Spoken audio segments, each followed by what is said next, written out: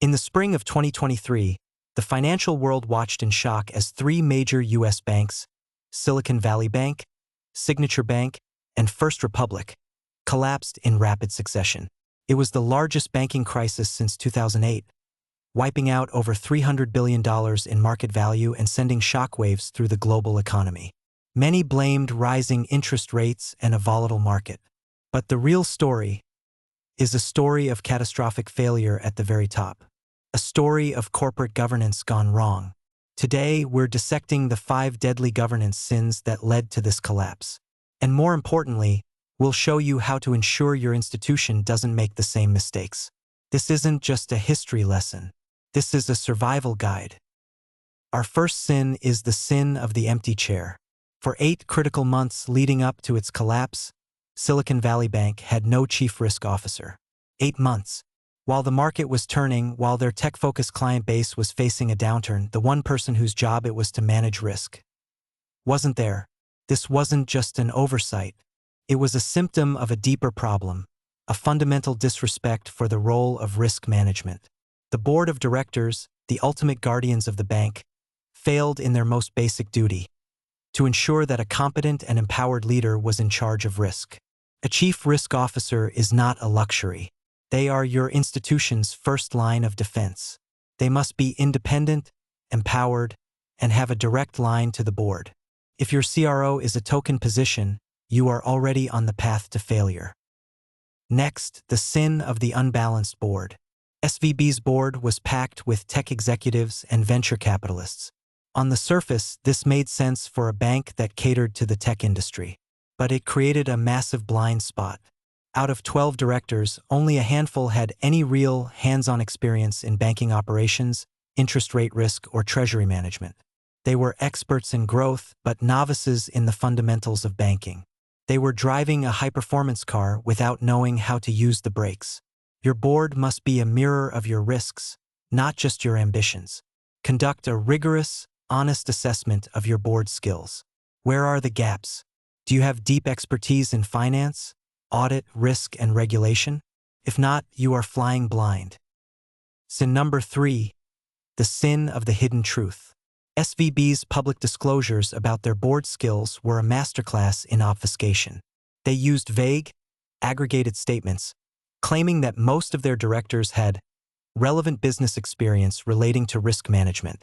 But as we now know, this was a gross exaggeration. This lack of transparency didn't just mislead investors. It pointed to a culture of internal dishonesty, where the bank was unwilling to admit its own weaknesses, even to itself. Transparency is not a choice. It is a requirement. Your skills matrix should be a clear, honest, and individual accounting of each director's expertise. It is a tool for accountability, not a marketing document. This brings us to the 4th sin, the sin of the wrong rewards. At SVB and First Republic, executive compensation was almost entirely tied to short-term growth metrics.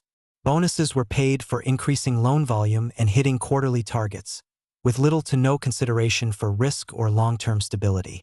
This is a recipe for disaster. When you reward executives for growth at all costs, you are incentivizing them to take on massive, unmanaged risks. You are paying them to gamble with the future of the institution. Your compensation committee has a fiduciary duty to align executive pay with long-term shareholder value.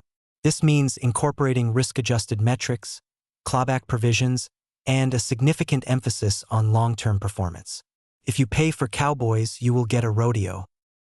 Finally, the 5th and most damning sin, the sin of willful blindness. The red flags were everywhere. Regulators had issued warnings. Internal audits had pointed out weaknesses. The market was screaming that a storm was coming. But the boards of these banks chose to ignore the warnings. They were trapped in a bubble of their own making, convinced that their past success was a guarantee of future performance. This wasn't just negligence. It was arrogance. A culture of challenge is essential for survival. Your board must be a place where dissenting voices are not just tolerated, but encouraged. You must actively seek out and confront uncomfortable truths. The moment you start believing your own hype is the moment you start to fail. 5 sins. 1 catastrophic outcome. The collapse of these three banks was not an accident. It was the inevitable result of a profound failure of corporate governance. At Pinnacle Financial Services, we believe that strong governance is the bedrock of a resilient financial institution. We work with boards and executive teams to build the frameworks, processes, and cultures that turn risk into a strategic advantage. Don't wait for the crisis. The time to act is now. Visit our website at pfs-consultancy.com to learn how we can help you build a governance framework that is not just compliant, but competitive. Subscribe to our channel for more insights on corporate governance, risk management, and financial leadership. Like this video if you found it valuable, and share it with your network. Together, we can raise the standard of governance across the industry.